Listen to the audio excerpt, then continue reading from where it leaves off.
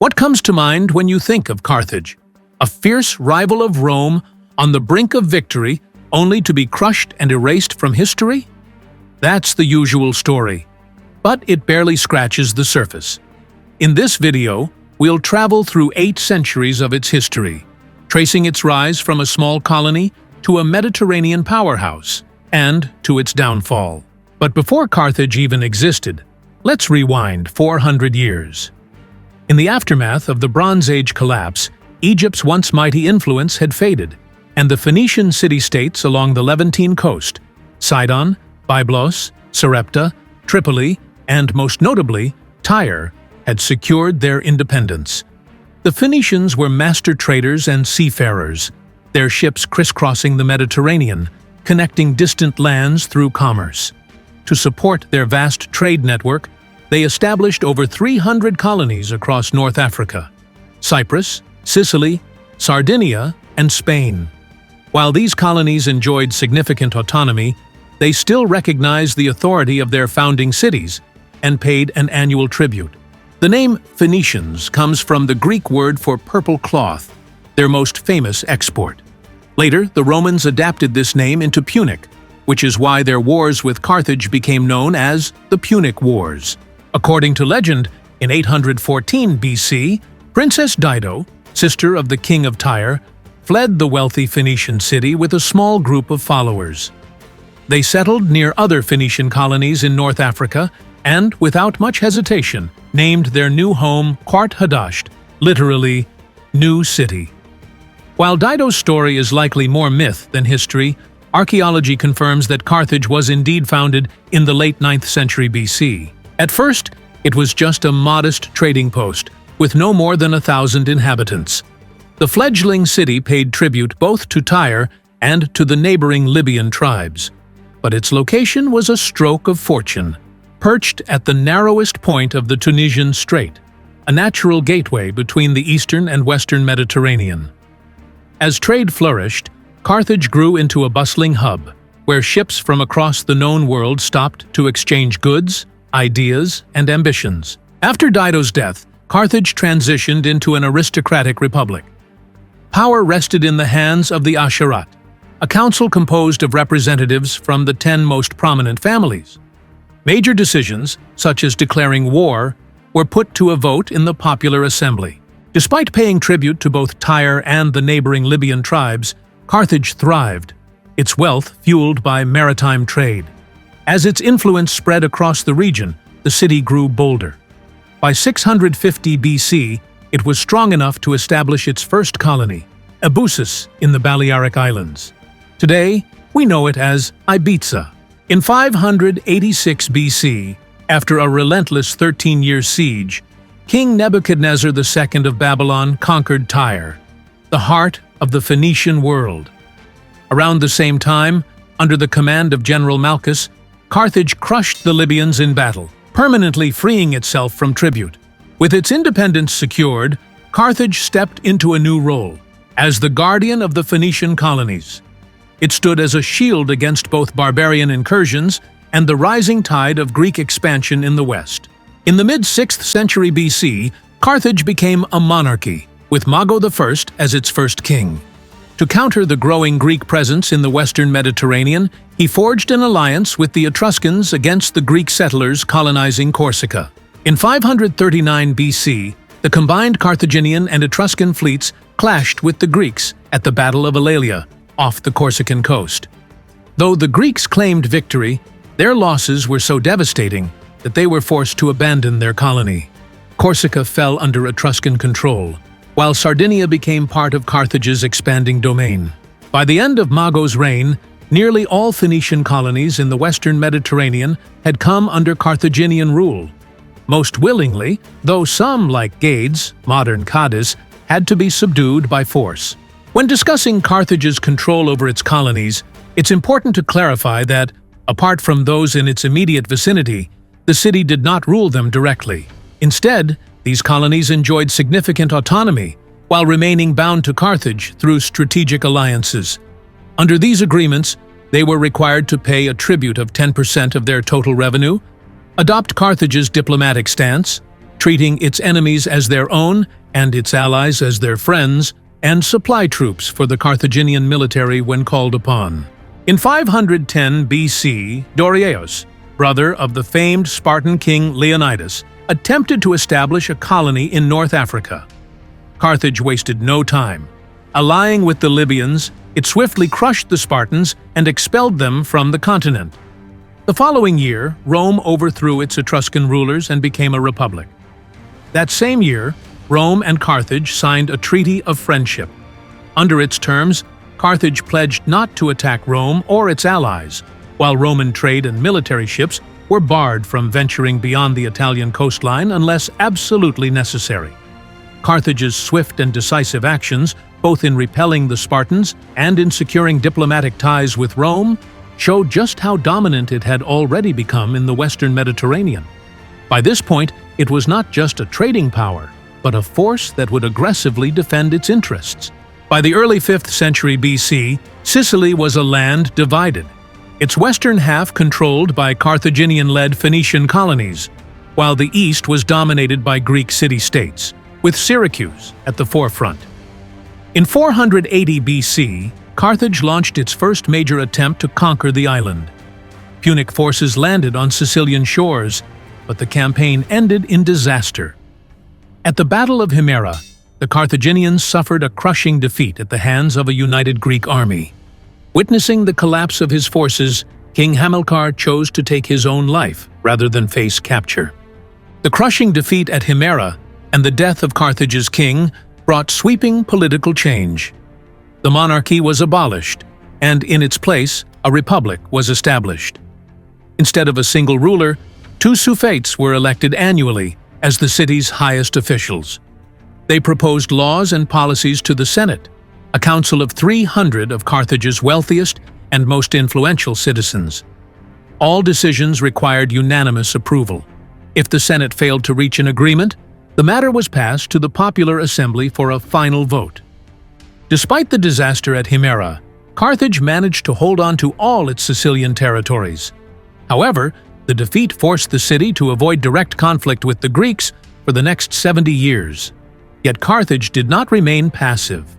During this time, it steadily expanded its wealth and influence, strengthening its grip on North Africa, Spain, and the Mediterranean islands, laying the foundation for future dominance.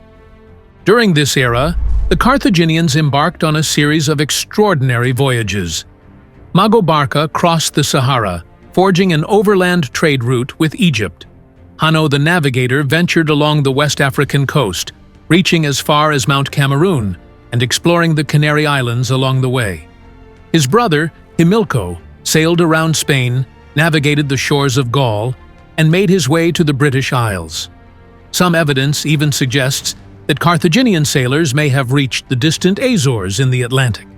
In the 18th century, a hoard of coins resembling Carthaginian currency was discovered on the islands.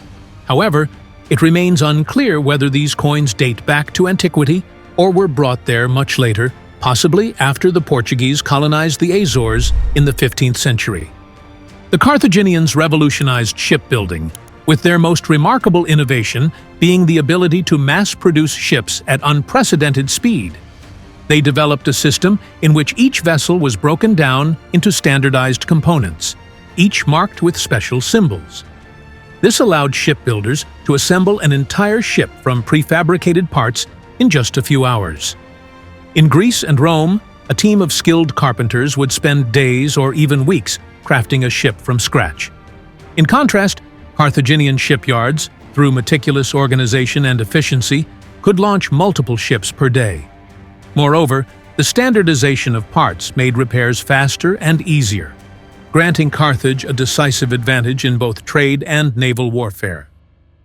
Like their Phoenician ancestors, the Carthaginians were a deeply religious people, convinced that their fortunes, both triumphs and failures, were dictated by the will of the gods. To them, Carthage's fate was merely a thread in a grand divine design. Their pantheon was rooted in Phoenician tradition, but over time, it evolved under the influence of neighboring civilizations, reflecting the city's vast cultural connections. Carthage's supreme deity was Baal Hamon, the god of fertility, power, and fire. He was often depicted holding a scepter, the mark of a ruler, with a sacred bull standing beside him, an enduring symbol of strength and prosperity. His consort, Tanit, was the city's principal goddess and divine protector. More than a mother figure, she embodied war, death, and rebirth. Her distinctive symbol, a triangle crowned with a crescent and a disc, adorned temples, amulets, and even military standards, a constant reminder of her presence in both daily life and battle. The Carthaginians honored many gods, including Melkart, the guardian of sailors, Eshmun, the god of healing, and Reshef, the god of war. Yet it was the worship of Baal-Hammon and Tanit that left the most enduring mark on history. Unfortunately, their cult also became one of the most controversial aspects of Carthaginian religion. Ancient Greek and Roman writers accused the Carthaginians of practicing human sacrifice, particularly in the worship of Baal-Hammon and Tanit. According to these accounts, the victims were often infants and young children. Some of the most chilling descriptions speak of times of war or crisis, when Carthaginians would offer their firstborns as sacrifices, burning them within bronze statues of their gods. For centuries, these claims were dismissed as exaggerations or Roman propaganda. However, modern archaeological discoveries suggest otherwise. Excavations have uncovered a Tophet, a vast sanctuary filled with urns containing the ashes of children and animals, as well as stone stelae bearing inscriptions referencing sacrificial rites. While scholars continue to debate the scale of these practices, most now agree that human sacrifice was indeed a part of Carthaginian religious life. Over time, these rituals gradually disappeared. Human sacrifices were replaced with offerings of animals, rams, bulls, and birds. Later, even these gave way to symbolic offerings of grain, oil, wine, and butter. This shift did not signal a decline in Carthaginian devotion. Rather, their religious practices evolved in step with their society. In 409 BC, Carthage renewed its campaign for dominance over Sicily, igniting nearly 130 years of relentless warfare with the Greeks. The struggle swung back and forth, with both sides claiming victories and suffering defeats. At one point, the Greeks even besieged Carthage itself. But by the early 3rd century BC, they had been driven back, clinging to a narrow strip of land on Sicily's eastern coast. In 289 BC, Agathocles, the king of Syracuse, died, leaving Sicily vulnerable to Carthaginian expansion. Seeking protection, the island's Greek cities turned to Pyrrhus, the king of Epirus, who was already waging war against the Romans in southern Italy. Never one to pass up an opportunity for glory, Pyrrhus eagerly accepted. In a swift and decisive campaign, he nearly expelled the Carthaginians from Sicily entirely. With victory within reach, he began assembling a fleet to carry his army to Africa, aiming to strike at the heart of Carthage itself. But these ambitions never materialized. The Greeks of Sicily, chafing under his increasingly autocratic rule, began to rebel, and small uprisings flared across the island. Sensing that his position was becoming untenable, Pyrrhus took the first convenient excuse to withdraw, returning to Italy, where he soon met defeat at the hands of the Romans. With his western ambitions in ruins, he abandoned the campaign and returned home for good. After the death of Agathocles, a band of mercenaries he had once employed remained in Sicily. Seizing the city of Messana, they established their own rogue kingdom. Their rule quickly drew the ire of Hieron II of Syracuse, who marched against them with his army. Desperate, the mercenaries sent pleas for aid to both Carthage and Rome. The Carthaginians were the first to respond, and by the time a Roman force arrived, a Carthaginian garrison was already stationed in Messana. Seeing an opportunity, the Roman consul, Appius Claudius, devised a ruthless ploy. He lured the Carthaginian admiral, Hanno, into a supposed negotiation, only to capture and torture him, forcing him to order the Carthaginian troops to abandon the city. Though they obeyed, the Carthaginians saw Hanno's surrender as an unforgivable betrayal. He was crucified as a traitor, and in retaliation, Carthage declared war on Rome. Thus began the First Punic War. At the start of the war, most of the fighting took place on Sicily. Rome's army, fresh from unifying Italy, proved dominant on land, but at sea, it was no match for Carthage's powerful navy. 4 years into the war, the Romans caught a stroke of luck when a Carthaginian warship ran aground. They dismantled it piece by piece and, by analyzing the markings on its components, uncovered the secrets of Carthaginian shipbuilding. In record time, Rome constructed an impressive fleet. But building warships was one thing, fighting with them was another. At the time, naval combat revolved around ramming tactics. Ships maneuvered to strike the enemy with their reinforced prows while exchanging volleys of projectiles. But the Romans, with little seafaring experience, struggled against the highly skilled Carthaginian sailors, whose Phoenician heritage had made them masters of the sea. Rather than trying to outmaneuver their foes, the Romans redefined naval warfare on their own terms. They transformed sea battles into land battles by inventing the corvus, a retractable boarding bridge that allowed Roman soldiers to storm enemy ships and fight in brutal hand-to-hand combat, where they held the clear advantage. By the 10th year of the war, Rome had taken the fight to Africa, crushing the Carthaginian army in a series of decisive battles. Sensing Carthage's weakness, the Libyans rose in rebellion, further straining the city's resources. Carthage, however, had a ruthless tradition. Defeated generals were executed. As a result, by the time of the Roman invasion, there were hardly any experienced commanders left to lead its forces. In desperation, the Carthaginians turned to Xanthippus, a seasoned Spartan general. In a matter of months, he reorganized the army, restored its fighting strength, and drove the Romans out of Africa. With neither side able to land a decisive blow, the war dragged on, becoming a brutal war of attrition. By 241 BC, Carthage had no choice but to surrender, not because it was militarily defeated, but because it had simply run out of the resources needed to continue the fight. However, the peace terms were surprisingly lenient. Carthage lost its holdings in Sicily and was forced to pay reparations to Rome, but it remained an independent power. Yet true peace was still out of reach. The war had drained the city's treasury, leaving it unable to pay its mercenaries. With no wages in sight, the mercenaries revolted, and the Libyans quickly joined them. The rebel army seized several cities and laid siege to Carthage itself. Desperate, Hamilcar Barca was forced to raise an army from the city's own citizens, something that hadn't been done in centuries. Meanwhile, the unrest spread beyond Africa. Mercenaries stationed in Corsica and Sardinia, also left unpaid, launched their own rebellion. After crushing the uprising on the mainland, Hamilcar began preparing an expedition to reclaim the islands, but before he could act, Rome stepped in, seizing both Corsica and Sardinia. Unable to challenge Rome, Carthage had no choice but to surrender the territories, seething with resentment. This brutal conflict became known as the Mercenary War, or Truceless War, a name earned by the sheer cruelty displayed on both sides. Even by ancient standards, the atrocities committed were unprecedented.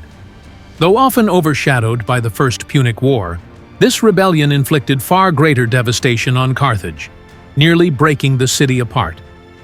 After crushing the mercenary revolt, Hamilcar Barca turned his sights on Spain, dramatically expanding Carthage's holdings on the Iberian Peninsula. Under Carthaginian control, the region's rich silver mines became a vital source of wealth. The influx of silver, combined with profits from maritime trade, allowed Carthage to rapidly rebuild its military and economic power. Following Hamilcar's death, command of the army passed first to his son-in-law, Hasdrubal, and later to his son, Hannibal. Hannibal not only extended Carthaginian rule in Spain, but also began searching for a justification to renew hostilities with Rome. That opportunity came with the conflict over Saguntum. According to Carthage's treaty with Rome, its influence in Spain was restricted to the area south of the Ebro River.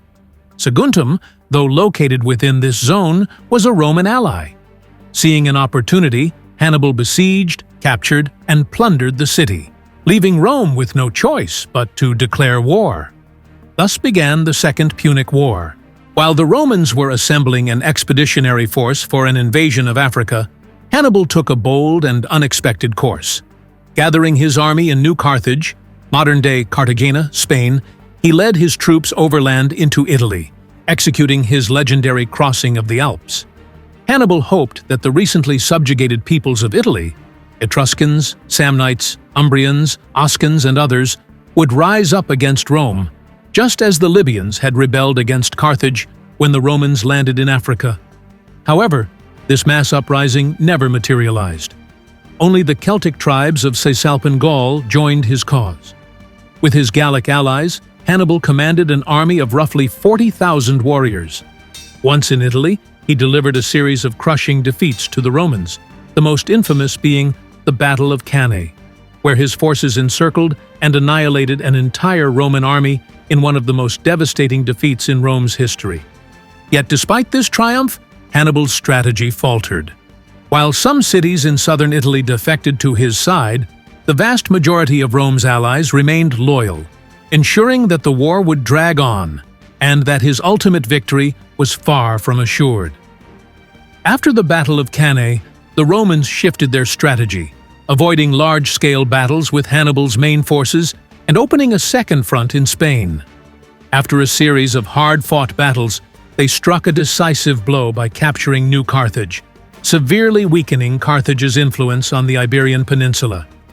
In 207 BC, Hannibal's brother, Hasdrubal, marched from Spain with a 30,000-strong army to reinforce him in Italy. However, the Romans intercepted him at the Metaurus River and, using their superior numbers and strategy, annihilated his forces. Hasdrubal was killed in battle, dashing any hope of reinforcements for Hannibal.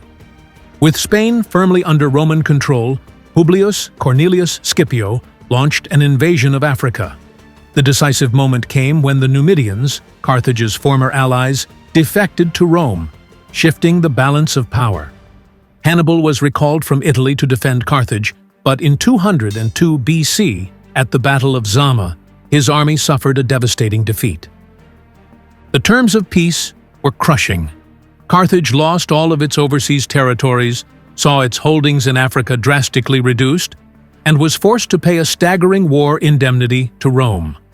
To ensure it would never threaten Rome again, Carthage was stripped of its once mighty navy and forbidden from waging war without Rome's explicit approval, and only within Africa. Once a dominant power in the Mediterranean, Carthage had been reduced to a shadow of its former self, a semi-puppet state under Rome's watchful eye.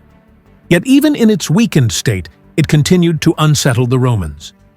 In 150 BC, Senator Marcus Porcius Cato visited Carthage as part of a Roman delegation and was stunned by how quickly the city was recovering its economic strength.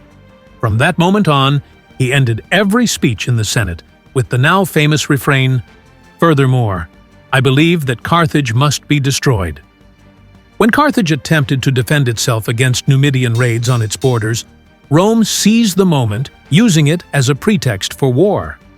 Soon after, 80,000 Roman soldiers landed in Africa, setting the stage for Carthage's final and most desperate struggle. After a grueling 3-year siege, Carthage fell. Its people were enslaved, and the city was utterly destroyed. A century later, Julius Caesar would rebuild Carthage, but it would be a different city entirely. The original Carthage was wiped from the map in 146 BC, a date with a striking historical irony. Exactly in 146 AD, Septimius Severus was born, a descendant of the Carthaginians who would one day rule as Emperor of Rome. As emperor, Severus honored Hannibal, Rome's greatest adversary, and under his reign, temples to Baal, Tanit, and other Carthaginian gods rose in the heart of Rome, standing proudly on the Roman Forum. The Punic people, the descendants of Carthage, lived on in North Africa for centuries, until they were gradually absorbed into the Arab conquests of the 7th century. The Roman Carthage that replaced the original endured for over 1,000 years, until the 13th century, when it was finally destroyed during the wars between the Arabs and the Crusaders. And so ended the story of one of the greatest civilizations of the ancient world.